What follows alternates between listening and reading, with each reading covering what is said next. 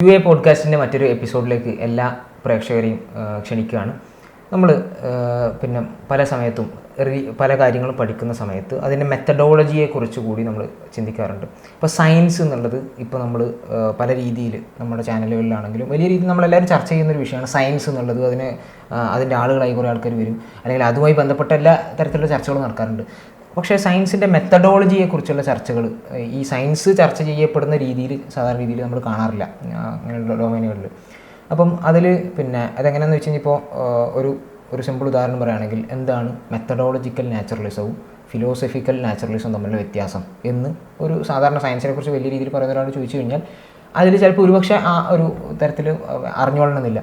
അല്ലെങ്കിൽ അങ്ങനെയുള്ള പിന്നെ സയൻസിൻ്റെ മെത്തഡോളജിയുമായി ബന്ധപ്പെട്ട ചർച്ചകൾ കൂടി നമ്മൾ പിന്നെ എനിക്കൊന്ന് അതുകൊണ്ടാണ് നമ്മൾ ഈ പറയുന്ന റിലീജിയനുമായിട്ട് ബന്ധപ്പെട്ടൊക്കെ ഉള്ള കോൺഫ്ലിക്റ്റുകൾ സയൻസ് റിലീജിയൻ കോൺഫ്ലിക്റ്റിലാണ് എന്ന തരത്തിലുള്ള ചർച്ചകളൊക്കെ ഉണ്ടെന്നുണ്ടല്ലോ. അപ്പോൾ ഇതൊക്കെ വരുന്നത് ഈ ഒരു സയൻസിൻ്റെ മെത്തഡോളജിയുമായി ബന്ധപ്പെട്ടിട്ടുള്ള ഒരു നോളജിൻ്റെ കുറവ് കൊണ്ടാണ് എന്നൊരു തോട്ട് വരുന്നുണ്ട്. അതുമായിട്ട് ബന്ധപ്പെട്ടാണ് ഇന്നത്തെ ഒരു പോഡ്കാസ്റ്റ് നമ്മൾ വിചാരിക്കുന്നത്. തീർച്ചയായും. ഇപ്പോൾ ഇതിൽ നമ്മൾ പൊതുവെ പറയാറുണ്ട്, ഒരു കാര്യം പഠിക്കുക എന്നുള്ളതിനപ്പുറത്ത് അതിൻ്റെ മെത്തഡോളജി പഠിക്കുന്നത് വളരെ ഇമ്പോർട്ടൻ്റ് ആണ്. പലപ്പോഴും സയൻസിനെ കുറിച്ച് 24 മണിക്കൂറും വാദോരാതെ സംസാരിച്ചു കൊണ്ടിരിക്കുന്ന സയൻറ്റിഫിക് ടെമ്പറിനെ കുറിച്ചും ശാസ്ത്രീയ മനോഭാവത്തെക്കുറിച്ചൊക്കെ സംസാരിക്കുന്ന ആളുകൾ പോലും എങ്ങനെയാണ് ശാസ്ത്രം വർക്ക് ചെയ്യുന്നത്, ഏറ്റവും എന്തൊരു കാര്യം വർക്ക് ചെയ്യുന്നത് എങ്ങനെയെന്നുള്ളത് അതിൻ്റെ ക്യൂരിയോസിറ്റി ഒക്കെ പറയുന്നതിന് മുമ്പ് ആദ്യം അതാണല്ലോ ഏറ്റവും അതിൽ പലപ്പോഴും വളരെ പിന്നിലാണ് എന്ന് തോന്നാറുണ്ട്. പല ആളുകളുടെയും സംശയങ്ങൾ അല്ലെങ്കിൽ പല ആളുകളും പല വിഷയങ്ങളിലും എടുക്കുന്ന പൊസിഷനുകൾ ഒക്കെ വളരെ ഇതിൻ്റെ ഒരു ബേസിക്സ് പോലും കിട്ടാത്തത് എന്ന് തോന്നാറുണ്ട്. ശരിക്കും നമ്മൾ അത് വെച്ച് തന്നെ തുടങ്ങാം. നമുക്ക് കുറച്ച് ഡീറ്റെയിൽഡായ കുറച്ച് ഡിസ്കഷനിലേക്ക് പോകണം. ഞാൻ മനസ്സിലാക്കുന്നത് ഈ ഒരു സംസാരം വളരെ പ്രാധാന്യത്തോടു കൂടി ശാസ്ത്ര വിദ്യാർത്ഥികൾ നിർബന്ധമായും കേൾക്കേണ്ട ഒരു കാര്യമാണ്. അല്ലെങ്കിൽ അവരോട്ടുള്ള ഞാൻ പറയുന്നത് ഞങ്ങളുടെ കുറച്ച് കാര്യങ്ങൾ പറയാന്നുള്ളതിനപ്പുറത്ത് അങ്ങനെയുള്ളൊരു ഡിബേറ്റിലേക്ക് നമ്മൾ പോകണം. അങ്ങനെയുള്ള ഒരു സംവാദത്തിലേക്കും ചർച്ചകളിലേക്കും നമ്മൾ പോകേണ്ടതുണ്ട്. തീർത്തും അവഗണിക്കപ്പെടുന്ന ഒരു വിഷയമാണ്. അപ്പോൾ പല വിഷയങ്ങളുടെയും കോറും ഇത് തന്നെയാണ്. അപ്പോൾ ശാസ്ത്ര വിദ്യാർത്ഥികൾ അത് കൂടുതൽ ആളുകളിലേക്ക് ഇത് ഷെയർ ചെയ്യാനൊക്കെ പരമാവധി ശ്രമിക്കണമെന്ന് കൂടി ആദ്യമായി പറയുകയാണ്. ശരിക്ക് നമുക്ക് ഫിലോസഫി ഓഫ് സയൻസ് അല്ലെങ്കിൽ സയൻസിൻ്റെ മെത്തഡോളജി പഠിക്കുമ്പോൾ ഏറ്റവും പ്രധാനപ്പെട്ടതായി നമ്മൾ മനസ്സിലാക്കുന്നത് നമ്മൾ സാധാരണ കാണുക സയൻസ് ഇങ്ങനെ രൂപത്തിൽ വർക്ക് ചെയ്യുന്നു എന്നുള്ളത് മാത്രമാണ്. പക്ഷേ സയൻസിന് അണ്ടർലൈങ് ആയിക്കൊണ്ട് ചില ഫിലോസഫിക്കൽ അസംഷൻസ് ഉണ്ട്. അതായത് ചില അസംഷൻസിൻ്റെ മേലാണ് ഇതെല്ലാം കെട്ടിപ്പടുത്തുന്നത്. ചില തൂണുകളുണ്ട്. യെസ്, അതില്ലാന്നുണ്ടെങ്കിൽ സയൻസിന് വർക്ക് ചെയ്യാൻ പറ്റില്ല. അപ്പോൾ ഞാൻ അത് വിശദീകരിക്കും മനസ്സിലാവും. അപ്പോൾ ഉദാഹരണത്തിന് കുറച്ച് അസംഷൻസ് പറയാം. അപ്പോൾ ഫിലോസഫിക്കൽ അസംഷൻസ് ഒന്ന് ടെമ്പറൽ റെഗുലാരിറ്റി എന്ന് വെച്ചാൽ നമ്മൾ സയൻസിൽ നടത്തുന്ന ഒരു പരീക്ഷണം അത് എല്ലാ കാലത്തും ഇപ്പോൾ ഇന്ന് നടത്തുന്ന പരീക്ഷണം നാളെയും ഇന്ന് ചെയ്യുന്ന അതേ രൂപത്തിലാണ് ചെയ്യുന്നതെങ്കിൽ നാളെയും അതേ റിസൾട്ടാണ് തരിക. 10 വർഷം കഴിഞ്ഞിട്ടും 100 വർഷം കഴിഞ്ഞിട്ടും അല്ലെങ്കിൽ 10 വർഷം മുമ്പും 100 വർഷത്തിന് മുമ്പും അതേ റിസൾട്ട് തന്നെയാണ് തരിക, പ്രൊവൈഡഡ് സെയിം കണ്ടീഷൻ ആണെങ്കിൽ അത് സെയിം ആണ് എന്നുള്ളതാണ് ഒന്നാമത്തെ കാര്യം, ടെമ്പററി റെഗുലാരിറ്റി. അതുപോലെ തന്നെ സ്പേഷ്യൽ റെഗുലാരിറ്റി, ഈ ഭൂമിയിൽ അല്ലെങ്കിൽ ഈ യൂണിവേഴ്സിൽ എവിടെ വെച്ച് നടത്തുകയാണെങ്കിലും സെയിം കണ്ടീഷൻസിൽ ഒരേ റിസൾട്ട് തരും. ഇപ്പോൾ ഫോർ എക്സാമ്പിൾ ഇന്ന് ഇവിടെ നമ്മൾ കേരളത്തിൽ വെച്ച് നടത്തുന്ന എക്സ്പെരിമെൻറ്റ് ഇതേപോലെ ഇതേ കണ്ടീഷനിൽ ഇതേ ടെമ്പറേച്ചറിൽ യൂറോപ്പിൽ നടത്തിയാലും ഉഗാണ്ടയിൽ നടത്തിയാലും സൗദി അറേബ്യയിൽ നടത്തിയാലും സെയിം റിസൾട്ട് എന്ന് വെച്ചാൽ അങ്ങനെയുള്ളൊരു അസംഷൻ നമ്മൾ എടുക്കുകയാണ്. അപ്പോൾ ഇതിൽ അതുപോലെ തന്നെയാണ് വേറൊരു അസംഷനാണ് കോസ് എഫക്റ്റ് റിലേഷൻഷിപ്പ്. അതായത് ഒരു കാര്യത്തിനൊരു കാരണം ഉണ്ടാകും, അതിലൂടെയാണ് ഒരു കാര്യം ഉണ്ടാവുക, കാര്യകാരണ ബന്ധം എന്ന് നമ്മൾ പറയും, കോസ് എഫക്റ്റ് റിലേഷൻഷിപ്പ്. അപ്പോൾ ഏത് കാര്യം നടക്കുമ്പോഴും അതിന് പിന്നിലൊരു കാരണം, അങ്ങനെ ഒരു ചെയിന് നമുക്ക് ട്രേസ് ചെയ്യാൻ പറ്റും. അങ്ങനെയുള്ള ഒരു അസംഷൻ നമ്മൾ എടുക്കുന്നുണ്ട്. ഇതുപോലെ തന്നെയാണ് റിപ്പീറ്റബിലിറ്റി. അതായത് നമ്മൾ ഒരു പരീക്ഷണം ചെയ്തു എന്നിട്ടത് പിന്നെ അത് അതേപോലെ റിസൾട്ട് തരുന്നില്ല എന്നുണ്ടെങ്കിൽ പിന്നെ നമുക്കത് ചെയ്യാൻ പറ്റില്ല. അപ്പോൾ ഒരു കാര്യം നമുക്ക് റിപ്പീറ്റഡായി അതേ റിസൾട്ട് തരും എന്നുള്ളത് നമ്മൾ അസ്യൂം ചെയ്യാൻ. ഞാൻ ഈ പറഞ്ഞതെല്ലാം നമ്മുടെ അസംഷൻസ് ആണ്. ഈ 4 കാര്യങ്ങൾ, നമുക്ക് spatial regularity, cos effect relationship, 4 കാര്യങ്ങൾ മാത്രമേ ഇങ്ങനെയുള്ള ഒരുപാട് അസംഷൻസിലാണ് സയൻസ് നിലനിൽക്കുന്നത്. അപ്പോൾ ഇത് നമ്മളൊന്ന് ആലോചിച്ച് നോക്കുക. ഇത് നമ്മൾ പറയാണ്, ഇത് നമുക്ക് അസ്യൂം ചെയ്യാൻ പറ്റൂല, നമ്മളിത് നേരിട്ട് തെളിയിക്കണം എന്ന് പറഞ്ഞാൽ എന്തായിരിക്കും അവസ്ഥ എന്ന് വെച്ചാൽ ഓരോ സെക്കൻഡിലും ഓരോ പരീക്ഷണത്തിനും അതേ റിസൾട്ട് തരുന്നു എന്ന് നമ്മളിങ്ങനെ പരീക്ഷിച്ചുകൊണ്ടേയിരിക്കണം. ഫോർ എക്സാമ്പിൾ നമുക്ക് ഗ്രാവിറ്റി പരീക്ഷിക്കണം.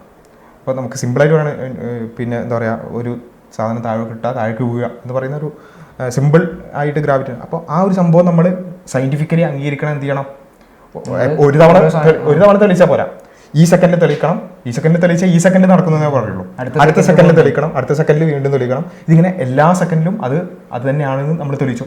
അങ്ങനെ it is not possible, practically it is not possible. അപ്പോൾ അവിടെയാണ് നമ്മൾ എന്ത് ചെയ്യുന്നത്, അങ്ങനെ കുറച്ച് സമയത്തേക്കും അല്ലെങ്കിൽ കുറച്ച് സ്ഥലത്തൊക്കെ നമ്മൾ നോക്കും, അപ്പോൾ ഏകദേശം നമ്മൾ തീരുമാനിക്കും അത് അങ്ങനെ ആയിരിക്കും, അത് ആ റിസൾട്ടാണ് തരിക എന്നുള്ളത്.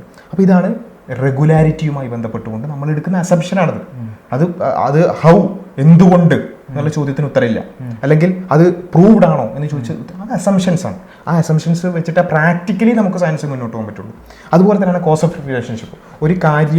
ഒരു കാരണം ഉണ്ടെങ്കിൽ അതിന് ഉപോത്ബലകമായ കാര്യകാരണ ബന്ധം, ഇത് എന്തുകൊണ്ട്, അതെന്തിനാ, അല്ലെങ്കിൽ അത് എന്തുകൊണ്ടാണ്, ആ ചോദ്യമല്ല, മറിച്ച് അങ്ങനെയാണ് പൊതുവിൽ സംഭവിക്കുന്നത് എന്നുള്ളൊരു അസംഷൻസ് വെച്ചിട്ടാണ്. അതുപോലെ തന്നെ റിപ്പീറ്റബിലിറ്റി, ഈ അസംഷൻസ് വെച്ചിട്ടേ നമുക്ക് എന്ത് ചെയ്യാൻ പറ്റും, പ്രാക്ടിക്കലി സയൻസുമായി ബന്ധപ്പെട്ടുകൊണ്ടുള്ള പഠനങ്ങൾ മുന്നോട്ട് കൊണ്ടുപോകാൻ പറ്റുള്ളൂ എന്നുള്ളതാണ് നമ്മൾ ആദ്യം മനസ്സിലാക്കേണ്ടത്. അപ്പോൾ സയൻസിൻ്റെ ബേസ് തന്നെ ഇത്തരത്തിലുള്ള ഫിലോസഫിക്കൽ അസംഷൻസിലാണ് എന്ന് നമ്മൾ ആദ്യം എന്ത് ചെയ്യണം, നമുക്ക് മനസ്സിലാവണം. ഇവിടെയാണ് നമ്മൾ പലപ്പോഴും നമുക്ക് ഇതേപോലെ നമ്മൾ മിസ് ഔട്ട് ചെയ്യുന്ന ഒരു കാര്യം. അതാണ് ഈ ഒരു മെത്തഡോളജിക്കൽ നാച്ചുറലിസം നമ്മൾ എന്ത് ചെയ്യുന്നുണ്ട്, സയൻസിൽ ഒരു അസംഷനായിട്ട് എടുക്കുന്നുണ്ട്, ഒരു മെത്തഡോളജിക്കൽ നാച്ചുറലിസം. ആ മെത്തഡോളജിക്കൽ നാച്ചുറലിസം എന്താണെന്ന് ചോദിച്ചാൽ, നമ്മൾ ഒരു സയൻസിലൊരു എക്സ്പെരിമെൻ്റ് നടത്തുമ്പോൾ നമ്മൾ അസ്യൂം ചെയ്യുകയാണ് ഇത് പൂർണ്ണമായ രൂപത്തിൽ ഇതിൻ്റെ എല്ലാ കാര്യകാരണങ്ങളും പ്രാപഞ്ചികമായി തന്നെ നമുക്ക് വിശദീകരിക്കാൻ കഴിയണം. ഈ പ്രപഞ്ചത്തിനപ്പുറം മറ്റൊരു കോഴ്സിലേക്ക് നമ്മൾ പോകരുത്. ഇല്ല, മറ്റൊന്നിനെയും നമ്മൾ അസ്യൂം ചെയ്യില്ല. സയൻസിൽ നമ്മൾ പ്രാക്ടിക്കലി മുന്നോട്ട് പോകുമ്പോൾ നമ്മൾ ഭൗതികമായ കാര്യകാരണങ്ങൾ തന്നെ വെച്ചുകൊണ്ടായിരിക്കും അതിനെ എക്സ്പ്ലെയിൻ ചെയ്യുന്നത്. അത് ലിമിറ്റ് ചെയ്തിട്ടായിരിക്കും. അതൊരു മെത്തഡോളജിയാണ്, നമ്മൾ അഡോപ്റ്റ് ചെയ്യുന്ന ഒരു അസംഷനും. യെസ്. അപ്പം ആ ഒരു അസംഷനിലൂടെ മാത്രമേ സയൻസിന് പ്രാക്ടിക്കലി മുന്നോട്ട് പോകാൻ പറ്റുള്ളൂ. ഏതുപോലെ നേരത്തെ പറഞ്ഞ ടെമ്പറൽ റെഗുലാരിറ്റി, സ്പേഷ്യൽ റെഗുലാരിറ്റി പോലെ നമ്മൾ തീരുമാനിക്കുകയാണ് അങ്ങനെയൊന്നും പറ്റൂല, നമ്മൾ ഓരോന്നും പ്രൂവ് ചെയ്ത് പോകണം എന്ന് പറഞ്ഞാൽ സയൻസ് മുന്നോട്ട് പോകില്ല. സയൻസിന് പ്രാക്ടിക്കലി മുന്നോട്ട് പോകാൻ നമ്മൾ എടുത്ത അസംഷൻസ് ആണ്. അതേപോലെ ഒരു അസംഷനാണിത്, ഒരു മെത്തഡോളജിക്കൽ നാച്ചുറലിസം. ഈ ഭൗതികമായിട്ടുള്ള കാര്യകാരണങ്ങൾ കൊണ്ട് ഇതെല്ലാം എക്സ്പ്ലെയിൻ ചെയ്യാൻ നമ്മൾ അങ്ങനെയാണ് സയൻസിൽ ശ്രമിക്കുക. അതല്ലാത്ത മെറ്റാഫിസിക്കലായിട്ടുള്ള അല്ലെങ്കിൽ പിന്നെ സൂപ്പർ നാച്ചുറൽ ആയിട്ടുള്ള ഒരു കോഴ്സിലേക്ക് അല്ലെങ്കിൽ അതുമായി ബന്ധമുള്ള കാര്യകാരണങ്ങളിലേക്ക് നമ്മൾ എന്ത് ചെയ്യില്ല, സയൻസിൻ്റെ ഡൊമൈനിൽ പോകില്ല.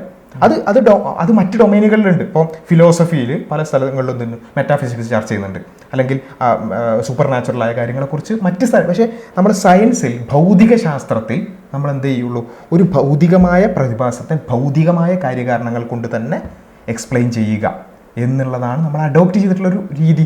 അതെന്തുകൊണ്ടാണെന്ന് ചോദിച്ചാൽ, നമുക്ക് ഈ ഭൗതികമായ പഠനങ്ങൾ മുന്നോട്ട് കൊണ്ടുപോകണമെങ്കിൽ അത്തരമൊരു അസംഷൻസ് കൂടിയേ തീരുള്ളൂ. അപ്പോൾ ഏത് കാര്യത്തിനും അത്തരത്തിലുള്ള അസംഷൻ നമ്മൾ എടുത്തുകൊണ്ടായിരിക്കണം നമ്മൾ സയൻസിൽ അങ്ങനെ പ്രാക്ടിക്കലി മുന്നോട്ട് പോകാൻ പറ്റുള്ളൂ. ഒരു ഉദാഹരണം പറയുകയാണെന്നുണ്ടെങ്കിൽ, അപ്പോൾ ഒരു ഭൗതികമായ പ്രതിഭാസം ഇപ്പോൾ എന്തെടുക്കുക, ഒരു മഴ എന്ന് പറയുന്നൊരു ഭൗതികമായ പ്രതിഭാസം, അത് നമ്മൾ സയൻസിൽ പഠിക്കുമ്പോൾ നമ്മൾ എങ്ങനെ പഠിക്കുക, മഴ എന്തുകൊണ്ടുണ്ടാകുന്നു, അതിന് ഭൗതികമായി ഇന്ന കാര്യങ്ങളുണ്ട്, ഇന്ന കാര്യകാരണങ്ങളിലൂടെയാണ് അത്, ആ ഭൗതികമായ കാര്യകാരണങ്ങളിലൂടെയാണ് നമ്മളതിനെ പൂർണ്ണമായി എക്സ്പ്ലെയിൻ ചെയ്യുക.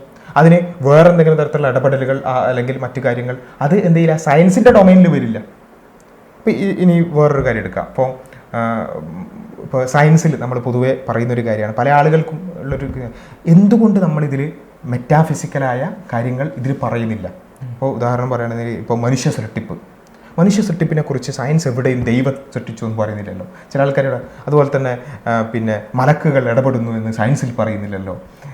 അങ്ങനെ എന്ന് പറഞ്ഞിട്ടുള്ള പല ചോദ്യം വരുന്നത് എന്തുകൊണ്ടെന്ന് വെച്ചാൽ, സയൻസ് ബേസിക്കലി അസ്യൂം ചെയ്തിട്ടുള്ള ഒരു അസംഷനാണ് ഈ ഒരു കാര്യം.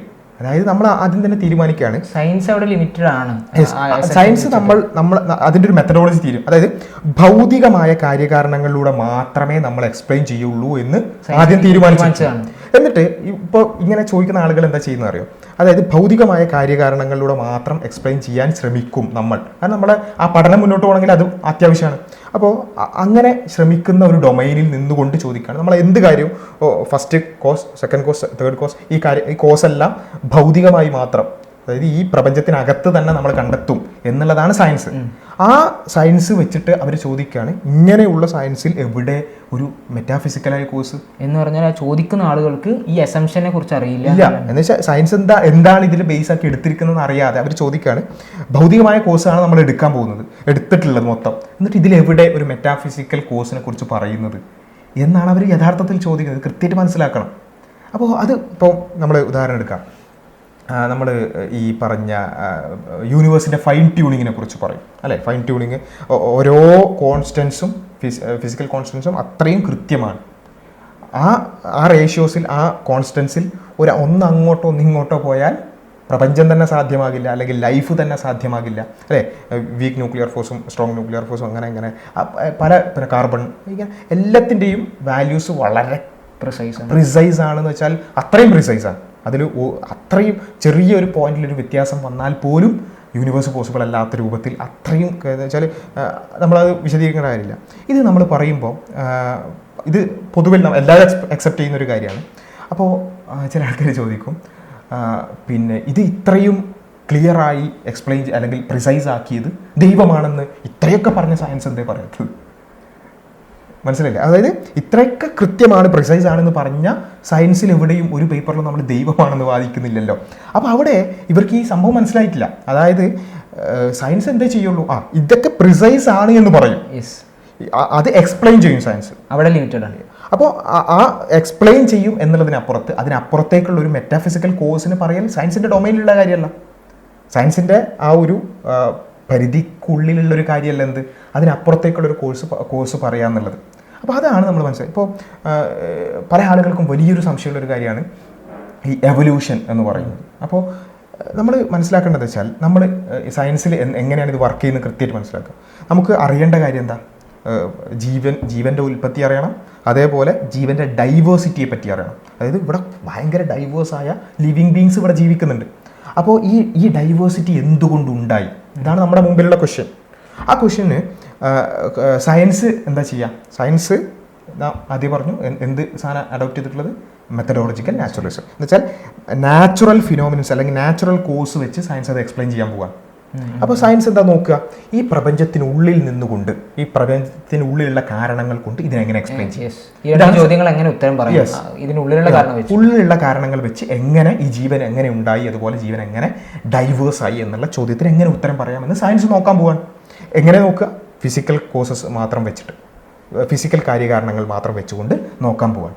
അപ്പോൾ അവിടെ എന്താ ചെയ്യുക? അപ്പോൾ പല രൂപത്തിലുള്ള പിന്നെ കാര്യങ്ങൾ നമ്മുടെ ഒബ്സർവേഷൻസ് നമ്മുടെ മുമ്പിലേക്ക് വരികയാണ്.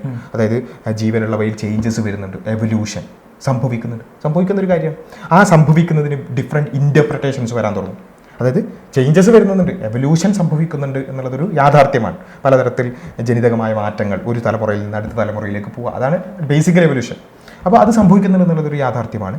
പക്ഷേ അതിനെ എങ്ങനെയൊക്കെ ഇൻ്റർപ്രറ്റ് ചെയ്യാം എന്നുള്ളത് അടുത്ത ഒരു തിയറീസ് വരികയാണ് അതിൽ. അപ്പോൾ ചേഞ്ചസ് സംഭവിച്ച്, അതായത് ഒരു ഏകകോശ ജീവിയിൽ നിന്നും സംഭവിച്ച് ബഹുകോശ ജീവികളായി അങ്ങനെ അത്രയും വലിയ ഡൈവേഴ്സിറ്റിയിലേക്ക് ഇത് ഒറ്റ സ്ട്രെച്ചിൽ ഇങ്ങനെ ഒരു ട്രീ ഓഫ് ലൈഫ് സംഭവിച്ചതാണ്. ഇതൊരു ഇന്റർപ്രിട്ടേഷനാണ്. വാലിഡ് ആണോ അല്ലേ എന്നുള്ളത് വേറൊരു ചർച്ച, നമ്മൾ അതിലേക്ക്. അതേപോലെ തന്നെയാണ് web of life. Web of life എന്ന് വെച്ചാൽ പലതരം ചേഞ്ചസും എല്ലാം ഇന്റർ കണക്റ്റഡ് ആയിട്ടുള്ളത്.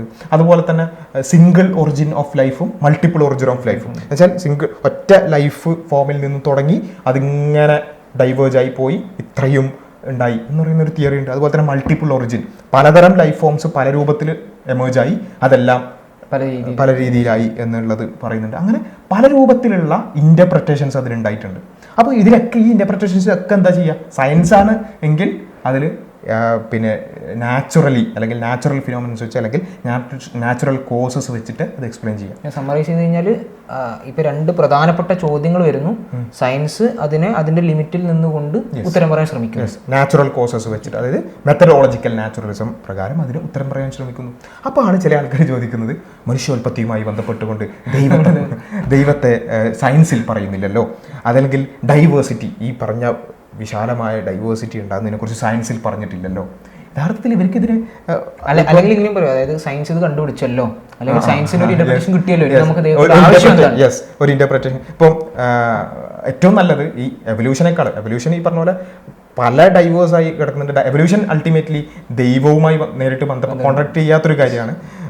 പിന്നെ അതിൽ ഇൻ്റർപ്രിട്ടേഷൻസിലാണ് പല കോൺട്രഡിക്ഷൻസ്. ഇപ്പോൾ ഡാർവിൻ്റെ ഇൻ്റർപ്രിട്ടേഷൻസ് ചിലപ്പോൾ മതവിശ്വാസികൾക്ക് ഇതാവില്ല, എന്നാൽ അതേ സമയത്ത് മൾട്ടിപ്പിൾ ഒറിജിനിൽ അത് വേറൊരു വിഷയം. പക്ഷേ കുറച്ചും കൂടി നല്ല കാര്യം എന്ന് വെച്ചാൽ ഈ ഒറിജിൻ ഓഫ് ലൈഫാണ്, എങ്ങനെ ജീവൻ ഉണ്ടായി, അത് വലിയൊരു ചോദ്യമാണ്.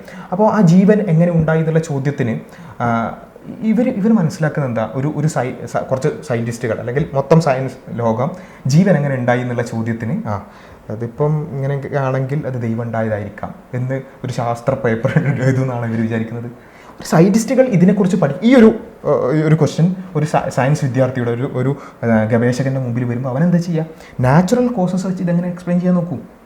അപ്പോൾ അതിൽ പലതരം, ഇപ്പോൾ പാൻസ്പെർമിയ തിയറി ഒരു ഇൻ്റർപ്രിട്ടേഷനാണ്. എന്ന് വെച്ചാൽ അവർ നോക്കിയത് ഈ പ്രപഞ്ചത്തിനകത്ത്, അതെ പ്രപഞ്ചമല്ല, ഭൂമിയുടെ ഉള്ള ആ ഒരു പിന്നെന്താ ധാതുക്കളിലുള്ള വ്യത്യാസമല്ല മനുഷ്യനിൽ കാണുന്നത്. അതുകൊണ്ട് ലൈഫ് ഒരിക്കലും മനുഷ്യനിലല്ല മൊത്തം ലൈഫിൽ കാണുന്നത്. അതുകൊണ്ട് ലൈഫ് ഒരിക്കലും ഭൂമിയിൽ ഒറിജിനേറ്റ് ചെയ്താവാൻ സാധ്യതയില്ല. ഇത് ഭൗതികമായ കോസസ് വെച്ച് അവർ ഇൻ്റർപ്രറ്റ് ചെയ്യാണ്. അതുകൊണ്ട് ഭൂമിയിൽ ഒറിജിനേറ്റ് ചെയ്തല്ല ലൈഫ്. അപ്പോൾ എന്ത് ചെയ്ത് വേറെ എവിടുന്നെങ്കിലും വല്ല ഏലിയൻസോ അല്ലെങ്കിൽ വേറെ എന്തെങ്കിലും രൂപത്തിൽ മെറ്റിയോസിൻ്റെ കൊളൈഡിങ് കാരണോ അങ്ങനെ എന്തെങ്കിലുമൊക്കെ ലൈഫിൻ്റെ സ്പേംസ് അല്ലെങ്കിൽ ലൈഫിൻ്റെ ആ ഒരു കിരണങ്ങൾ ഭൂമിയിലേക്ക് പതിച്ച് ഇവിടെ ലൈഫ് ഉണ്ടായതായിരിക്കാം. ഇത് ഭൗതികമായി അവർ പറയുന്നത് ഇതിലെല്ലാം ഭൗതികമല്ലേ, അതായത് പുറത്തുനിന്നുള്ള വേറെ എവിടെയെങ്കിലും ഉള്ള ലൈഫ് ഇവിടെ, അപ്പോൾ അവിടെ എങ്ങനെ ലൈഫ് ഉണ്ടായി, അത് ആ ചോദ്യം ഇങ്ങനെ പോകും. ഇതൊരു തിയറിയാണ്. അതുപോലെ തന്നെയാണ് chemical evolution theory. Chemical evolution തിയറിയിൽ പറഞ്ഞതെന്ന് വെച്ചാൽ ഒരു പ്രിമിറ്റീവ് എർത്തിൻ്റെ ഒരു കണ്ടീഷൻ അവരുണ്ടാക്കി.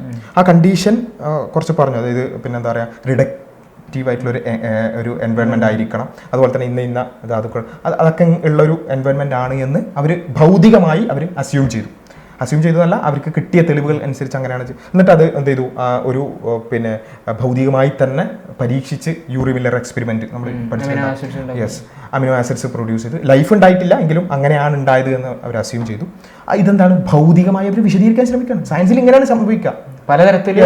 പിന്നെയാണ് നമുക്ക് മനസ്സിലാകുന്നത് ഭൗതികമായി തന്നെ നമ്മൾ പിന്നെ പഠിച്ചപ്പോൾ ആദ്യത്തേത് ഒരു റിഡക്റ്റീവ് എൻവയോൺമെന്റ് അല്ല, ഒരു ഓക്സിഡേറ്റീവ് എൻവയോൺമെന്റ് ആണെന്ന് മനസ്സിലായപ്പോൾ നമ്മൾ എന്ത് ചെയ്തു, കെമിക്കൽ എവല്യൂഷനും അതുപോലെ തന്നെ യൂറിയ മില്ലർ എക്സ്പെരിമെന്റും ഇപ്പം നമ്മൾ സ്വീകരിക്കുന്നില്ല ശാസ്ത്രത്തിൽ. ഇപ്പോഴും ടെക്സ്റ്റ് ബുക്ക് അത് പിന്നെ അപ്ഡേറ്റഡ് ആവാൻ സമയം എടുക്കുമല്ലോ. പക്ഷെ ഇപ്പൊ ശാസ്ത്ര ലോകത്ത് അത് ഓക്സിഡേറ്റീവ് എൻവയോൺമെന്റ് എന്ന് പറഞ്ഞതോട് ആ ഒരു തിയറി ഇതായിപ്പോ. അപ്പൊ ഇനി വരുന്ന തിയറി എന്തായിരിക്കും, വേറെ രൂപത്തിൽ ഭൗതികമായി എക്സ്പ്ലെയിൻ ചെയ്യാൻ നോക്കുകയാണ് ചെയ്യാം, അല്ലാതെ ഒരിക്കലും പടച്ചോൻ ദൈവം ഉണ്ടാക്കി എന്നുള്ളൊരു അസംഷൻ എന്ത് ചെയ്യില്ല. സയൻസ് ഇങ്ങനെയാണ് വർക്ക് ചെയ്യുക. യെസ്, സയൻസ് ഭൗതികമായി വിശദീകരിക്കാനാണ് ശ്രമിക്കുക. അത് ഒന്ന് വർക്കാവുന്നില്ലെങ്കിൽ വേറൊരു രൂപത്തിൽ അത് വിശദീകരിക്കാൻ ശ്രമിക്കും. അപ്പോൾ അതിന് കോൺട്രഡിക്ടറി ആയി എന്തെങ്കിലും തെളിവ് വരുമ്പോൾ വേറെ രൂപത്തിൽ വിശദീകരിക്കാൻ ശ്രമിക്കും. ഇതിങ്ങനെ പോയിക്കൊണ്ടിരിക്കുകയാണ് ചെയ്യുക. അപ്പോൾ ഇവിടെയാണ് നമ്മൾ മനസ്സിലാക്കേണ്ടത്, ഒറിജിൻ ഓഫ് ലൈഫിൽ എന്തുകൊണ്ട് ദൈവം ഉണ്ടാക്കിയെന്ന് ശാസ്ത്രം പറയുന്നില്ല, ഈ മാറ്റങ്ങൾ ദൈവം ഉണ്ടാക്കിയതാണെന്ന് ശാസ്ത്രം. ഈ ചോദ്യത്തിന് യഥാർത്ഥത്തിൽ ശാസ്ത്രം എന്താണ് എന്ന ബേസിക് ആയൊരു നോളജ് ഇല്ലാത്തതിൻ്റെ ഒരു കാര്യമായൊരു പ്രശ്നമാണത്. ശാസ്ത്രം എങ്ങനെ വർക്ക് ചെയ്യുന്നു എന്നുള്ളതില്ല ഒരു ഇത് കുറച്ചും കൂടി സിമ്പിളായിട്ട് ഞാനൊരു ഉദാഹരണം പറയാം. നമ്മൾ പിന്നെ ഈ ഒരു മെത്തഡോളജിക്കൽ നാച്ചുറലിസം നമ്മൾ എടുത്തിട്ടില്ല, അഡോപ്റ്റ് ചെയ്തിട്ടില്ല എന്ന് വിചാരിക്കാം. നമുക്ക് സയൻസിൻ്റെ വർക്കിംഗ് സാധ്യമാകില്ല. ഇപ്പോൾ ഉദാഹരണം ഞാൻ പറയാം, ഞാൻ ഒരു മെഷീൻ ഉണ്ടാക്കുകയാണ്. ഒരു മെഷീൻ ഉണ്ടാക്കുമ്പോൾ ഞാൻ എന്താ ചെയ്യുക, എൻ്റെ സർക്യൂട്ടുകളൊക്കെ ചെയ്ത് ഇന്ന രൂപത്തിൽ ഇവിടുത്തെ സ്വിച്ച് ഇടുമ്പോൾ ഈ ഒരു പവർ ഇങ്ങോട്ട് പോകണം, ഇങ്ങനെ പോകണം, അങ്ങനെ കുറേ കാര്യങ്ങൾ കൂട്ടി യോജിപ്പിച്ചിട്ടാണ് ഞാനൊരു മെഷീൻ ഉണ്ടാക്കുക. ഇതിൽ എല്ലാ കാര്യകാരണങ്ങളും ബന്ധിപ്പിച്ച് ഭൗതികമായി എല്ലാം ബന്ധിപ്പിച്ചിട്ടാണ് ഞാൻ മെഷീൻ ഉണ്ടാക്കുക. ഫോർ എക്സാമ്പിൾ, ഞാൻ മെത്തഡോളജിക്കൽ നാച്ചുറലിസം അപ്ലൈ ചെയ്തിട്ടില്ല. ഞാൻ ഒരു സർക്യൂട്ട് കൂടെ ഇങ്ങനെ ബന്ധിപ്പിച്ചു, ഞാൻ അതിൻ്റെ ഇടയിൽ ഒരു ഗ്യാപ്പ് കൊടുത്തു, എന്നിട്ട് പറയുകയാണ് ഇത് വല്ല സൂപ്പർ നാച്ചുറലും കണക്ട് ചെയ്തോളൂ.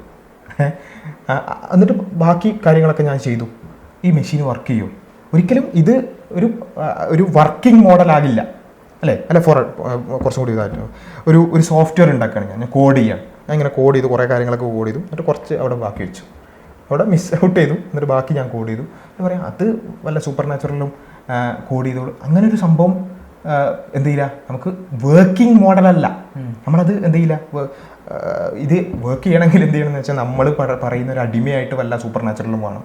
ഒരു വല്ല ദൈവമെന്നോ അങ്ങനെ പറയുന്നൊരു സൂപ്പർ നാച്ചുറൽ നമ്മൾ പറയുന്നത് അതേപടി ചെയ്തു തരാൻ വേണ്ടി ഒരു അടിമ വേണം. അടിമയായ സൂപ്പർ നാച്ചുറൽ ദൈവമല്ല, അടിമയായ വല്ല സൂപ്പർ നാച്ചുറലും വേണം. അപ്പോൾ നമുക്ക് പറയാം ഞാൻ മെഷീൻ്റെ ഇന്ന സാധനങ്ങളൊക്കെ സർക്യൂട്ടൊക്കെ റെഡി ആക്കിയിട്ടുണ്ട്, ബാക്കി സാധനം ഇത് ചെയ്തോളണം കേട്ടോ, അല്ലെങ്കിൽ വിവരം അറിയുമെന്ന് പറയാം, അങ്ങനെ പറയാൻ പറ്റുന്നൊരു ഇത്. അപ്പോൾ അല്ലെങ്കിൽ ഞാൻ ഇത്രയും കോഡ് ചെയ്തിട്ടുണ്ട്, ബാക്കി ഇടയ്ക്ക് മിസ്സിംഗ് ആയിട്ടുള്ളത് കോഡ് ചെയ്തോളണം, അങ്ങനെയല്ലല്ലോ സംഭവിക്കുക, അങ്ങനെയല്ലല്ലോ വർക്ക് ചെയ്യുന്നത്. അപ്പോൾ ഇത് ഇങ്ങനെ ഈ രൂപത്തിലൊരു അസംഷൻ വെച്ചിട്ടാണ് എല്ലാം ഭൗതികമായി തന്നെ കംപ്ലീറ്റ് ചെയ്യണം എന്നൊരു അസംഷൻ വെച്ചിട്ടാണ് എന്ത് ചെയ്യുന്നത്, മെത്തഡോളജിക്കൽ നാച്ചുറലിസം അഡോപ്റ്റ് ചെയ്തിട്ടാണ് ശാസ്ത്രം മുന്നോട്ട് പോകുന്നത്. അതൊരു മെത്തഡോളജിയാണ്, ഒരു വർക്കിംഗ് മോഡലാണ്. അപ്പോൾ ഈ അസംഷൻസ് യുക്തിവാദികൾക്ക് പറ്റിയിട്ട്, അല്ലെങ്കിൽ യുക്തിവാദി എന്ന് പറയേണ്ട ഒരു നിരീശ്വരവാദികൾക്ക് പറ്റിയിട്ടുള്ളൊരു പ്രശ്നം എന്താണെന്ന് ചോദിച്ചാൽ, ഈ വർക്കിങ്ങിന് വേണ്ടി നമ്മൾ എടുത്തിട്ടുള്ള ഈ അസംഷൻ അവർ മൊത്തത്തിൽ തന്നെ അവരുടെ വേൾഡ് വ്യൂ ആക്കി മാറ്റി. അതിനെയാണ് നമ്മൾ ഫിലോസഫിക്കൽ നാച്ചുറലിസം എന്ന് പറയുന്നത്. അതായത് നമുക്ക് സയൻസിൽ ഈ കാര്യങ്ങൾ വിശദീകരിക്കാൻ ഭൗതികമായി തന്നെ നമ്മൾ എക്സ്പ്ലെയിൻ ചെയ്ത് പോകും. എവിടെയെങ്കിലും കോൺട്രഡിക്ഷൻ വരുമ്പോൾ അതിന് വേറെ രൂപത്തിൽ ഭൗതികമായി എക്സ്പ്ലെയിൻ ചെയ്യാൻ നോക്കും. അങ്ങനെയാണ് സയൻസ് മുന്നോട്ട് പോവുക. ഇവരെന്ത് ചെയ്തു, ഇവരുടെ ലോകവീക്ഷണം തന്നെ ഇങ്ങനെയാക്കി മാറ്റി. ഇവർ മൊത്തത്തിൽ ഇവർ ചിന്തിക്കുന്ന തന്നെ എല്ലാം ഭൗതികമായി വിശദീകരിച്ചിരിക്കണം, എല്ലാ കാര്യത്തിലും ഭൗതികമായി തന്നെ കാര്യങ്ങളും കാരണങ്ങളും ഭൗതികമായി തന്നെ ഉണ്ടാകും, ഭൗതികേതരമായി യാതൊന്നുമില്ല. ഇതാണ് ഫിലോസഫിക്കൽ നാച്ചുറലിസം പറയാം. ഭൗതികേതരമായി യാതൊന്നുമില്ല, യാതൊരു തരത്തിലും ഭൗതികേതരമായി, അതായത് നമ്മളീ പറയുന്ന നേച്ചർ എന്ന് പറയുമ്പോൾ നമ്മൾ വെറും എർത്തിനെ മാത്രം എടുക്കരുത്, മൊത്തം നമ്മുടെ ഫിസിക്കൽ യൂണിവേഴ്സ്, അതിനപ്പുറത്തേക്ക് യാതൊന്നുമില്ല എന്നത് അവരെന്ത് ചെയ്തു, അവരുടെ വേൾഡ് വ്യൂ ആക്കി എടുത്തു. അപ്പോൾ അവിടെയാണ് നമ്മൾ പറയുന്നത് സയൻസ് മാത്രമല്ല ഒരു കാര്യം മനസ്സിലാക്കാനുള്ള ഏകമാർഗം. അതിന് പല മാർഗ്ഗം. ഇപ്പോൾ സയൻസ് എന്ന് പറയുന്നത് ഭൗതികമായ കാര്യങ്ങളെക്കുറിച്ച് നമുക്ക് പഠിക്കാനുള്ള നല്ലൊരു മാർഗ്ഗമാണ് സയൻസ്.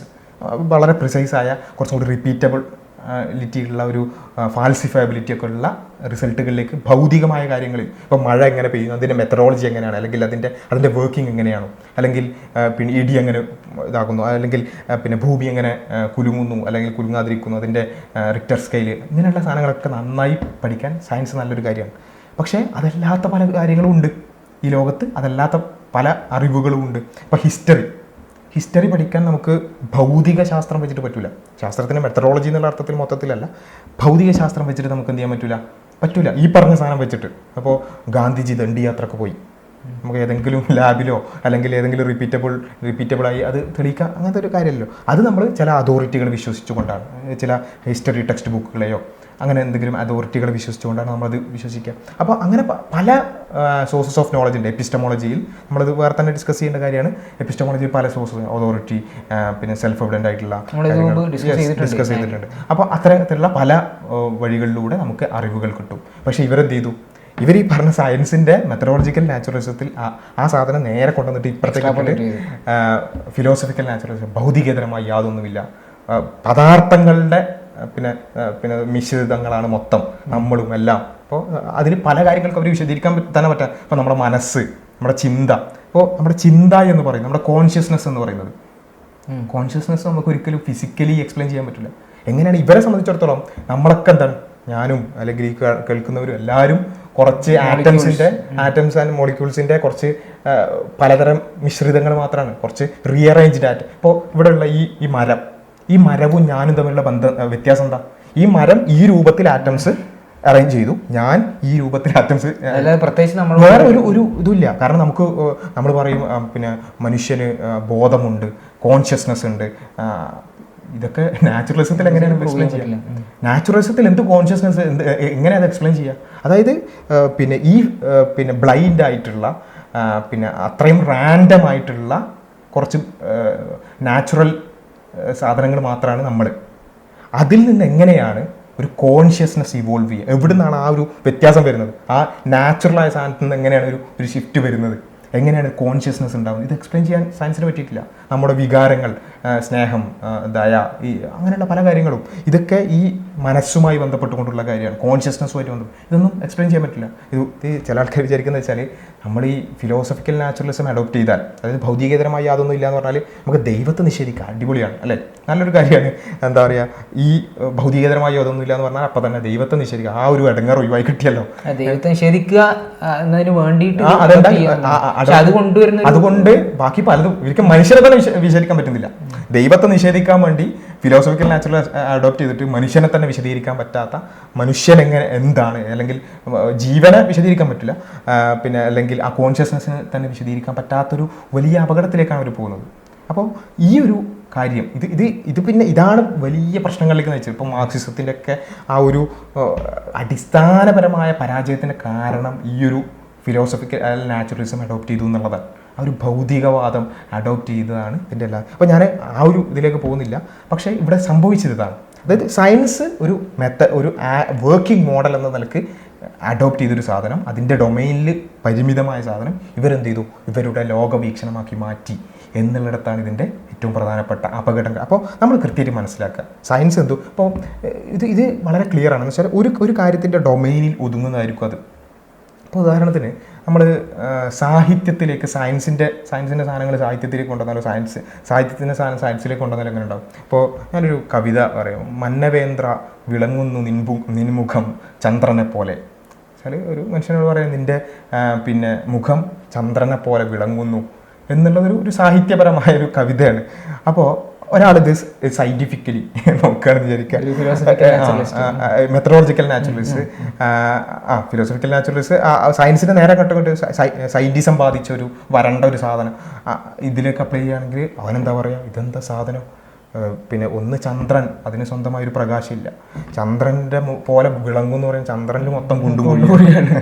അപ്പോൾ അത്രയും കുണ്ടും കുഴിയുള്ള ഒരു വിരൂപിയായ ഒരാളാണെന്നാണ് പറഞ്ഞത് എന്ന് പറയും അല്ലേ. അതായത് മന്നവേന്ദ്ര വിളങ്ങുന്നു നിൻമുഖം ചന്ദ്രനെ പോലെ എന്ന് പറഞ്ഞ സാധനം അയാൾ വിരൂപിയാണെന്ന് പറയാം. അപ്പം അങ്ങനെയാണ് മനസ്സിലാക്കുക. കാരണം എന്താ വെച്ചാൽ സാഹിത്യത്തിൽ അതിൻ്റെ ഡൊമൈനാണത്. അപ്പോൾ അതിലേക്ക് നമ്മൾ ഇത് കൊണ്ടുവന്നാൽ അപ്പോൾ ഓരോന്നിൻ്റെ ഡൊമൈൻ ഉണ്ട്, അതിൻ്റെ ഒരു പരിമിതമായ ഒരു സർക്കിൾ ഉണ്ട്. അതൊക്കെ നിൽക്കുന്നത് എസംഷൻ്റെ മുകളിലാണ്. ഇപ്പം ഞാൻ അതിൽ വേറൊരു ഇത് ചോദിക്കട്ടെ. ഇപ്പോൾ ഈ ഫിലോസഫിക്കൽ നാച്ചുറലിസം എന്ന് പറഞ്ഞു കഴിഞ്ഞാൽ പ്രധാനമായിട്ട് അവർ പറയുന്നത് അവർ മുന്നോട്ട് വെക്കുന്ന ആശയം എന്ന് പറയുന്നത് ഒന്ന് പിന്നെ ഡിവൈനായിട്ടൊന്നുമില്ല, ആഫ്റ്റർ ലൈഫില്ല, അല്ലെങ്കിൽ ഈ പറഞ്ഞ എല്ലാം ഇതുകൊണ്ട് ഈ പിന്നെ ഇവിടെയുള്ള നാച്ചുറൽ ആയിട്ടുള്ള ഫിനോമിന കൊണ്ട് നമുക്ക് എക്സ്പ്ലെയിൻ ചെയ്യാൻ പറ്റും എന്നുള്ളതാണ്. ഇതൊരു അസംഷൻ അല്ലേ ആക്ച്വലി? അതെ, ഇതൊരു അസംഷൻ അല്ലേ? യെസ്, മെത്തഡോളജിക്കൽ നാച്ചുറലിസത്തിൽ ഈ നാച്ചുറലിസം എന്ന് പറയുന്ന ഒരു അസംഷനാണ്. നമ്മളത് അസംഷൻ ഉണ്ട് എന്നുള്ളത് ഈ പറയുന്ന ആൾക്കാർക്ക് അറിയൂ. സാധാരണ രീതിയിൽ നമ്മളോട് എല്ലാം ഇവർ പൊതുവെ നമുക്ക് വളരെ രസകരമായി തോന്നുന്നത് ഇതേ കാര്യം തന്നെയാണ്. അതായത് ഇവർ പൊതുവിൽ ഇപ്പം ഈ എസൻസ് യുക്തിവാദികളൊക്കെ ഉണ്ടല്ലോ, അവരൊക്കെ പറയുന്നൊരു കാര്യമുണ്ട്, പിന്നെ അതായത് ഞങ്ങൾ ഫിലോസഫിനെ എടുക്കൂല, ഞങ്ങൾ സയൻസിൻ്റെ ആൾക്കാരാണ് അവർ. അപ്പോൾ യഥാർത്ഥത്തിൽ ഇവരെന്താ പറയുന്നത്? അതായത് ഇവരുടെ ഏറ്റവും ബേസിക് ആയിട്ടുള്ള സാധനം തന്നെ ഒരു ഫിലോസഫിക്കലായിട്ട് പൊസിഷനാണ്. നമ്മൾ അസംഷൻ അവരെ സംബന്ധിച്ചിടത്തോളം അവർക്ക് ഫാക്റ്റ് ആണ്, അല്ലെങ്കിൽ അവർ വിശ്വസിക്കുന്ന ഒരു കാര്യമാണ്, അല്ലെങ്കിൽ അവർ അതാണ് ഫാക്റ്റ് എന്ന് വിശ്വസിക്കുന്നവരാണ്. അതൊരു കൈൻഡ് ഓഫ് ഫെയ്ത്ത് അല്ലേ ആക്ച്വലി? അതൊരു ഫെയ്ത്ത് ആണ്. അതായത് ഒരു പൊസിഷൻ, നമുക്ക് ഫെയ്ത്ത് എന്ന് പറയുമ്പോൾ ഒരു ട്രിഗേർഡ് ആവണ്ട, പൊസിഷൻ. ആ പൊസിഷൻ യഥാർത്ഥത്തിൽ ഒരു ഫിലോസഫിക്കൽ പൊസിഷനാണ്. ഇനി പോട്ടെ, ഇനി സയൻസിന്റെ ആൾക്കാർ, വെറും സയൻസ് എടുക്കുന്ന ആൾക്കാർ ആ സയൻസ് ബേസ് ചെയ്തിട്ടുള്ള എന്താ കുറെ ഫിലോസഫിക്കൽ അസംഷൻസിലാണ് സയൻസ് ബേസ് ചെയ്ത്. അപ്പോൾ ഈ അതെന്ന് വെച്ചാൽ അവർ ഒരു പക്ഷേ വിചാരിച്ചിട്ടുണ്ടാവുക ഈ കോണ്ടിനെന്റൽ ഫിലോസഫി ഞങ്ങൾ എടുക്കൂല അങ്ങനെ. അപ്പോൾ ഫിലോസഫി എന്ന് പറഞ്ഞാൽ ജസ്റ്റ് ഒരു സ്ട്രക്ചർഡ് യൂസ് ഓഫ് ലോജിക് എന്നുള്ള നിലക്ക് മനസ്സിലാക്കുക എന്നുള്ളതാണ് അവർ അൾട്ടിമേറ്റ്ലി ഉള്ളത്. അപ്പോൾ ഈ ഒരു കാര്യം നമ്മൾ മനസ്സിലാക്കുക എന്നുള്ളതാണ്. അപ്പോൾ സയൻസ് പഠിക്കുമ്പോൾ നമുക്ക് ഈ ഒരു എന്ത് കാര്യത്തിനും സയൻസ് ഉത്തരം പറയാൻ ശ്രമിക്കുക ഭൗതികമായ കാര്യകാരണങ്ങളിലൂടെ എക്സ്പ്ലെയിൻ ചെയ്യാനാണ്. അതിനർത്ഥം അതിന് അഭൗതികമായി ഒന്നുമില്ല എന്ന്, അതാണ് ഫിലോസഫിക്കൽ നാച്ചുറലിസം. അതിലൂടെ ഇംപ്ലൈ ആവുന്നില്ല. സയൻസ് അതിലൂടെ എക്സ്പ്ലെയിൻ ചെയ്യാൻ ശ്രമിക്കുന്നു എന്നുള്ളത് മാത്രമാണ് ഇവിടെ. അപ്പം ഉദാഹരണത്തിന് പറയാം, ഇപ്പോൾ ഇത് ഈ പിന്നെ മെത്തഡോളജിക്കൽ നാച്ചുറലിസം മാത്രം എടുക്കണ്ട. ഇപ്പോൾ സ്പേഷ്യൽ റെഗുലാരിറ്റി അല്ലെങ്കിൽ ടെമ്പറൽ റെഗുലാരിറ്റി ഇതുപോലെയുള്ള അല്ലെങ്കിൽ കാര്യകാരണ ബന്ധം എന്ന് പറയുന്നത് എന്താ? ഭൗതികമായ കാരണങ്ങൾ ഇങ്ങനെയാണ് എല്ലാം സംഭവിക്കുക. ഇതൊരു അസംഷനാണ്, ഫിലോസഫിക്കൽ അസംഷനാണ്. സയൻസ് അതാണ് അഡോപ്റ്റ് ചെയ്തിട്ടുള്ളത്. അതിനർത്ഥം പിന്നെ കാര്യകാരണ ബന്ധങ്ങൾക്ക് അതീതമായിക്കൊണ്ട് ഒരു ഇടപെടൽ ഉണ്ടാവില്ല എന്നുള്ളതല്ല. ഇത് സയൻസ് വർക്ക് ചെയ്യുന്നത് ഈ അസംഷനിലാണ്. അതിനപ്പുറത്തേക്കുള്ള ഒരു ഇടപെടൽ ഉണ്ടാവുമോ എന്നുള്ളത് അത് ഫിലോസഫിയിൽ നമ്മൾ വേറെ ഡിസ്കസ്, അതായത് ആദ്യം ദൈവത്തിൻ്റെ അസ്തിത്വം ഉണ്ടോ എന്ന് നോക്കണം, ദൈവം ഇടപെടുമോ നോക്കണം, ഇങ്ങനെയുള്ള കുറേ കാര്യങ്ങളിലൂടെ വേറെ ഡൊമൈനിൽ കിടക്കുന്നൊരു കാര്യമാണ്. അതേപോലെ തന്നെയാണ് ഇപ്പം ജീവൻ്റെ ഉൽപ്പത്തി അല്ലെങ്കിൽ വേറെ ഒരു കാര്യത്തിലും അതിൽ ദൈവത്തിൻ്റെ ഇടപെടലുണ്ടോ? ഇതിൽ സയൻസ് എന്താ ചെയ്യുള്ളൂ, ഇതെങ്ങനെ വർക്ക് ചെയ്യുന്നു, അത് ഇന്ന രൂപത്തിലൊക്കെ അതിന് കുറേ ഇൻ്റർപ്രിട്ടേഷൻസ് സയൻസ്. വേറൊരു സിനാരിയോ ഞാൻ ചോദിക്കാം. അപ്പം മെത്തഡോളജിക്കൽ നാച്ചുറലിസം നമ്മൾ അഡോപ്റ്റ് ചെയ്യുന്നില്ല എന്ന് വെക്കുക എന്ന് പറഞ്ഞു കഴിഞ്ഞാൽ, ഇപ്പം സൂപ്പർ നാച്ചുറലായിട്ടുള്ള ഒരു കൂടി ഡിവൈൻ ആയിട്ടുള്ളതിന് നമ്മൾ പാടെ ഇല്ല എന്ന് പറയുന്നില്ല. സയൻസിൻ്റെ ഏരിയ പെട്ടതല്ല അതില്ലാന്ന് പറയുന്നില്ല. എന്നൊരു സിറ്റുവേഷൻ വരികയാണ്. അപ്പോൾ അത് കുറച്ചുകൂടി കൂടുതൽ ഇപ്പോൾ നമ്മളൊരു ഒരു ഒരു ഒരു ഒപ്പാക്ക് ലെൻസ് ഇട്ടിട്ട് ഇപ്പം ഇന്ന കാര്യങ്ങളില്ല എന്ന് പറഞ്ഞിട്ടൊരു കാര്യത്തെ മാറ്റി വെക്കാതെ അത് ഉണ്ടാവാം എന്ന നിലക്ക് നമ്മൾ മെത്തഡോളജിക്കൽ നാച്ചുറലിസം അഡോപ്റ്റ് ചെയ്യാതിരുന്നാലുള്ള കുഴപ്പം. അതാണ് ഞാൻ പറഞ്ഞത്. അപ്പോൾ അവിടെ സയൻസിൻ്റെ ഡൊമൈനിൻ്റെ പുറത്തേക്ക് പോകും. സൂപ്പർ നാച്ചുറൽ എന്ന് പറയുന്നത് സയൻസിൻ്റെ ഡൊമൈനിലുള്ളതല്ല, സയൻസിൻ്റെ ഡൊമൈനിലേക്ക് പുറത്തേക്ക് പോകും. അപ്പോൾ എന്ത് ചെയ്യില്ല, ഈ പറഞ്ഞ വർക്കിംഗ് മോഡൽ ആവില്ല. അതാണ് ഇതിൻ്റെ പ്രശ്നം. അതായത് ഒരു കാര്യത്തിൻ്റെ ഭൗതികമായ കാര്യകാരണങ്ങൾ വിശദീകരിച്ചുകൊണ്ട് ഭൗതിക കാര്യങ്ങളെക്കുറിച്ച് പഠിക്കാനുള്ളതാണ് ശാസ്ത്രം. അതിൻ്റെ ഭൗതികമായ കാര്യകാരണങ്ങളെക്കുറിച്ച് പഠിക്കാനുള്ളതുമാണ് ശാസ്ത്രം. മനസ്സിലായില്ലേ? അപ്പോൾ അവിടേക്ക് നമ്മൾ ഒരു സൂപ്പർ നാച്ചുറൽ ആയിട്ടുള്ള ഒരു സാധനത്തിനെ അസ്യൂം ചെയ്യാനുള്ള പോസിബിലിറ്റി വെച്ചാൽ സംഭവിക്കുക എന്താണെന്ന് ചോദിച്ചാൽ ആ പഠനം എന്ത് ചെയ്യില്ല, ഭൗതികമായ കാര്യകാരണങ്ങൾ വിശദീകരിച്ചുകൊണ്ടാവില്ല. അപ്പോൾ അവിടെ എന്ത് ചെയ്യും, തടസ്സങ്ങൾ വരും. ഇപ്പോൾ ഇവിടെ നമ്മൾ മനസ്സിലാക്കേണ്ടത് വെച്ചാൽ പല ആളുകളും ഇതിനെ ഭയങ്കര മിക്സ്ഡ് ആക്കി മനസ്സിലാക്കിയിട്ടുണ്ട്. ഉദാഹരണത്തിന് എന്താ വെച്ചാൽ ചില ആൾക്കാരൊക്കെ ചോദിക്കുന്നത്, ഈ ചില തീസ്റ്റുകളുടെ ട്രോളുകൾ കാണാറുണ്ട്. അതായത് ഈ ദൈവത്തിൻ്റെ പ്രവർത്തികൾ എങ്ങനെയാണ് എന്നുള്ളത്, അല്ലെങ്കിൽ ഇവർ മനസ്സിലാക്കുന്നത് വെച്ചാൽ ഞാൻ സാധാരണ പറയാറുണ്ട്, ഈ യുക്തിവാദികൾ അല്ലെങ്കിൽ നിരീശ്വരവാദികൾ അവർ ബാലഭൂമി നിലവാരത്തിൽ നിന്ന് വല്ലാതെ ഉയർന്നിട്ടില്ല എന്നുള്ളത്. അതായത് ദൈവം ഓരോ കാര്യങ്ങളും അപ്പോൾ അതേപോലെ ഒരു വ്യവസ്ഥയില്ലാതെ ചെയ്യുന്ന ആൾക്കാരാണ് എന്നുള്ള നിലക്ക്. അപ്പം അങ്ങനെയല്ല. അത് സിമ്പിളായി പറഞ്ഞാൽ നമ്മളിപ്പോൾ ഒരു കാര്യം എങ്ങനെ നടക്കുന്നതെന്ന് മനസ്സിലായി കഴിഞ്ഞാൽ പിന്നെ ദൈവത്തിൻ്റെ ആവശ്യമില്ല എന്നൊരു ഇതിലേക്കാണല്ലോ അവർ പോകുന്നത്. ഇപ്പോൾ ഒരു കാറിൻ്റെ വർക്കിംഗ് എങ്ങനെയാണ് നമ്മൾ കണ്ടുപിടിച്ചു, കാർ ഇത്രയും ഇതായിട്ട് വർക്ക് ചെയ്യുന്നത്, അപ്പോൾ പിന്നെ നമ്മൾ വർക്കിംഗ് കണ്ടുപിടിച്ചല്ലോ, ഇനിയിപ്പം ഇതിന് കാർ ആരും ഉണ്ടാക്കിയതല്ല എന്ന് പറയുന്നൊരു ആ ഒരു കാര്യം പിന്നെ അവർ മനസ്സിലാക്കിയുള്ള കുറച്ചും കൂടി, അതായത് പിന്നെ എന്താ പറയുക, ഒരു മായാവി വല്ലതും ചെയ്യുന്നത് പോലെയാണ് ദൈവത്തിൻ്റെ പ്രവർത്തികൾ എന്നുള്ളത്. ഞാനൊരു ഉദാഹരണം പറയുകയാണെന്നുണ്ടെങ്കിൽ, ഇപ്പോൾ ചില എത്തീസ്റ്റുകളുടെ ട്രോളാണ് ദൈവത്തിന് എവിടെയാണ് സമയം, ദൈവത്തിന് തേങ്ങയിൽ വെള്ളം നടക്കുന്നത് എന്നുള്ളത് ഒരു ഭയങ്കര വലിയ ഒരു കാര്യം എന്നുള്ള രൂപത്തിൽ ഇത്. അപ്പോൾ നമ്മൾ വിശ്വസിക്കുന്നത് എന്താണ്? നമ്മൾ വിശ്വസിക്കുന്നത് ദൈവം ഒരു വ്യവസ്ഥ ഉണ്ടാക്കി, എല്ലാ കാര്യത്തിനും പ്രാപഞ്ചിക വ്യവസ്ഥ നമ്മൾ പറയും, അല്ലെങ്കിൽ കാര്യകാരണ ബന്ധം. തേങ്ങയിൽ എങ്ങനെയാണ് വെള്ളം നിറയേണ്ടത് എന്ന വ്യവസ്ഥ, എല്ലാ കാര്യത്തിനും ഒരു വ്യവസ്ഥ എന്ത് ചെയ്തിട്ടുണ്ട്, ദൈവം നിശ്ചയിച്ചിട്ടുണ്ട്. ആ വ്യവസ്ഥകളിലൂടെയാണ് പ്രപഞ്ചം പൊതുവിൽ പ്രവർത്തിക്കുന്നത് എന്നുള്ളതാണ് വിശ്വാസികൾ വിശ്വസിക്കുന്നത്. ഇവർക്കിത് മനസ്സിലായിട്ടില്ല. എന്നുവെച്ചാൽ ഇപ്പോൾ ഒരു മഴ എങ്ങനെ പെയ്യുന്നു, ആ മഴ പെയ്യാനുള്ളൊരു വ്യവസ്ഥ എന്ത് ചെയ്തിട്ടുണ്ട്, ദൈവം നിശ്ചയിച്ചിട്ടുണ്ട്. അപ്പോൾ ആ വ്യവസ്ഥ പഠിച്ചു എന്നുള്ളത്. ഇപ്പോൾ സാധാരണ ഒരു നീരാവി പൊന്തി മേലെ പോയി കണ്ടൻസായി റെയിനായി പ്രസിപ്പിറ്റേറ്റ് ചെയ്യുന്നു. ഇത് പഠിച്ചാൽ ഈ നിരീശ്വരവാദികളെ സംബന്ധിച്ചിടത്തോളം അങ്ങനെയാണ് മഴ പെയ്യാന്ന് മനസ്സിലായി, ദൈവത്തിൻ്റെ ആവശ്യമില്ല. ഇതുപോലെ നേരത്തെ പറഞ്ഞ പോലെ കാറിൻ്റെ നല്ല മെഷീനാണ്, നല്ല രൂപത്തിൽ എല്ലാം സെറ്റ് ഉണ്ട്, അപ്പോൾ എല്ലാ കാര്യങ്ങളും ഭൗതികമായി എക്സ്പ്ലെയിൻ ചെയ്യുന്നുണ്ട്, അതുകൊണ്ട് കാർ ആരും ഉണ്ടാക്കിയിട്ടില്ല എന്ന് പറയുന്നത് പോലെയാണ് ഇവരുടെ എക്സ്പ്ലനേഷൻ.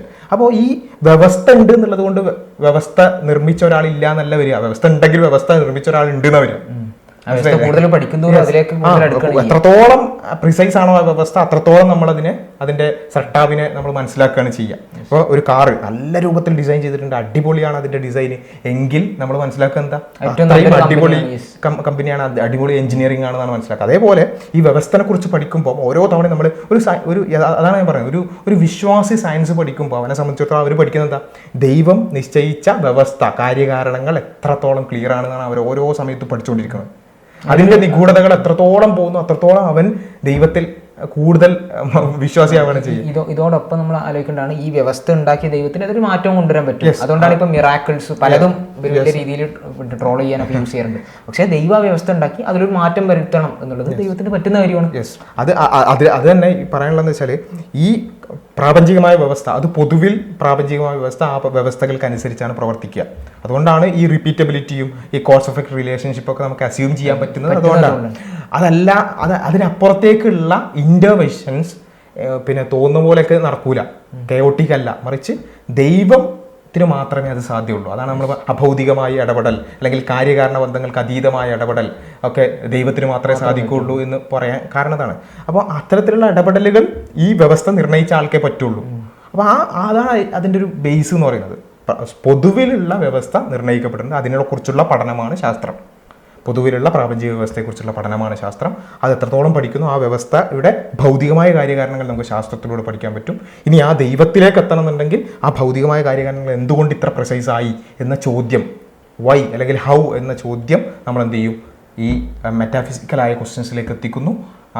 അത് നമ്മൾ അന്വേഷിച്ച് പോകുകയാണെന്നുണ്ടെങ്കിൽ ഈ പറഞ്ഞ ദൈവവിശ്വാസത്തിലേക്ക് എത്തുന്നു എന്നുള്ളതാണ് അൾട്ടിമേറ്റ്ലി ഈ ഒരു സംഭവം. അപ്പോൾ ഈ ഒരു കാര്യം, ഈ ഒരു എങ്ങനെ വർക്ക് ചെയ്യുന്നു എന്നുള്ള കാര്യം കൃത്യമായി മനസ്സിലാക്കുക എന്നുള്ളതാണ് അൾട്ടിമേറ്റ്ലി ശാസ്ത്ര വിദ്യാർത്ഥികൾ, ഇത് ഞാൻ പറയുന്നത് ഇത് കേട്ടു എന്നുള്ളത് കൊണ്ട് ഇനി മുതൽ എല്ലാവരും പിന്നെന്താ പറയുക ശാസ്ത്ര ഈ രൂപത്തിൽ മനസ്സിലാക്കും. പക്ഷേ ശാസ്ത്രത്തിൻ്റെ വർക്കിംഗ് ഇതാണെന്നെങ്കിലും മനസ്സിലാക്കണം.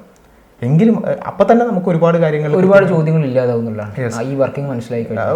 ഒരുപാട് ചോദ്യങ്ങൾ വരണം, പക്ഷെ ഒരു നിലവാരമില്ലാത്ത ചോദ്യങ്ങൾ വലിയ കാര്യത്തിൽ ചോദിക്കണം. അത് പലതും ഒഴിവായി കിട്ടാൻ ഈ രൂപത്തിൽ ഒരു ബേസിക് അണ്ടർസ്റ്റാൻഡിങ് ഉണ്ടെങ്കിൽ, ഇത് പൊതുവെ എല്ലാവരും അംഗീകരിക്കുന്ന കാര്യങ്ങളാണ്, പക്ഷേ നമ്മൾ പഠിക്കാത്തതുകൊണ്ടുള്ള ഒരു വിഷയമാണെന്ന് മാത്രമേ ഉള്ളൂ. പൊതുവിൽ സയൻസ് എങ്ങനെയാണ് വർക്ക് ചെയ്യുക, അത് മെത്തഡോളജിക്കൽ നാച്ചുറലിസം അനുസരിച്ചാണ്. മെത്തഡോളജിക്കൽ നാച്ചുറലിസം സയൻസിൽ അഡോപ്റ്റ് ചെയ്യുന്നുണ്ട് എന്നുള്ളത് കൊണ്ട് ഫിലോസഫിക്കൽ നാച്ചുറലിസം മാത്രമാണ് സ്റ്റഡി, അല്ലെങ്കിൽ ഫിലോസഫിക്കൽ നാച്ചുറലിസം നമുക്ക് അസ്യൂം ചെയ്യണം എന്നുള്ളതൊന്നും ലോകത്തെല്ലാവരും പറയാത്തൊരു കാര്യമാണ്. ഇവർ ഈ അസംഷൻസ് മൊത്തം എടുത്തിട്ട് നേരെ വേൾഡ് വ്യൂ ആക്കിയിട്ട് അതല്ലാത്തതെല്ലാം ശാസ്ത്രവിരുദ്ധമാണ് എന്ന് പറയുന്നത് വളരെ മിനിമമായി പറയണമെന്നുണ്ടെങ്കിൽ ഒരു അജ്ഞതയാണ്, അല്ലെങ്കിൽ കാര്യങ്ങളെ മനസ്സിലാക്കാനുള്ള ഒരു താല്പര്യക്കുറവാണ് എന്നൊക്കെ നമ്മൾ പറയേണ്ടി വരും. അപ്പോൾ കാര്യങ്ങളെ കൂടുതൽ മനസ്സിലാക്കുക, ശാസ്ത്രം എങ്ങനെ വർക്ക് ചെയ്യുന്നു എന്നുള്ളത് മനസ്സിലാക്കുക. ഇതിൻ്റെ ഒരു ചെറിയൊരു ഏരിയയിലൂടെ മാത്രമാണ് പോയിട്ടുള്ളത്. ശാസ്ത്രം എങ്ങനെ വർക്ക് ചെയ്യുന്നു എന്ന് അറിയുന്തോറും നമുക്ക് ശാസ്ത്രം എന്താണ് എന്നും അതിൻ്റെ ആ ഡൊമൈൻ എവിടെയാണ് എന്നുള്ളതും കൂടുതൽ വ്യക്തമാകും എന്നുള്ളതാണ് എനിക്ക് അതിൽ തോന്നുന്നത്. എന്തായാലും ഈ UA പോഡ്കാസ്റ്റ് ഈ ഒരു എപ്പിസോഡ് നമ്മൾ വൈൻഡപ്പ് ചെയ്യുകയാണ്. ഇത് വളരെ പ്രധാനപ്പെട്ട ഒരു ഏരിയയാണ് നമ്മൾ സംസാരിച്ചത്. ശാസ്ത്രം എങ്ങനെയാണ് വർക്ക് ചെയ്യുന്നത്, ശാസ്ത്രത്തിൻ്റെ മെത്തഡോളജി എന്താണ് എന്നുള്ളതാണ് ഇവിടെ ഒരു ചെറിയ രൂപത്തിൽ നമ്മൾ വിശദീകരിച്ചിട്ടുള്ളത്. അപ്പോൾ ഇത് മനസ്സിലാക്കിയാൽ തന്നെ പല രീതിയിൽ നമ്മളുടെ അടുത്തേക്ക് വരുന്ന, അല്ലെങ്കിൽ നമ്മൾ ചോദിച്ചുകൊണ്ടിരിക്കുന്ന പല നിലവാരമില്ലാത്ത ചോദ്യങ്ങൾ അവിടെ ഹാൾട്ട് ചെയ്യപ്പെടുകയാണെന്നുള്ളതാണ് ഇതിൻ്റെ ഒരു പ്രധാനപ്പെട്ട ഇൻഫറൻസ്. അപ്പോൾ എന്തായാലും നമ്മൾ ഈ ഒരു പോഡ്കാസ്റ്റോട് വൈൻഡപ്പ് ചെയ്യുകയാണ്. മറ്റൊരു പോഡ്കാസ്റ്റുമായി നമുക്ക് കൊണ്ടുവരാം. അസ്സലാമു അലൈക്കും വറഹ്മത്തുള്ളാഹി വബറകാതുഹു.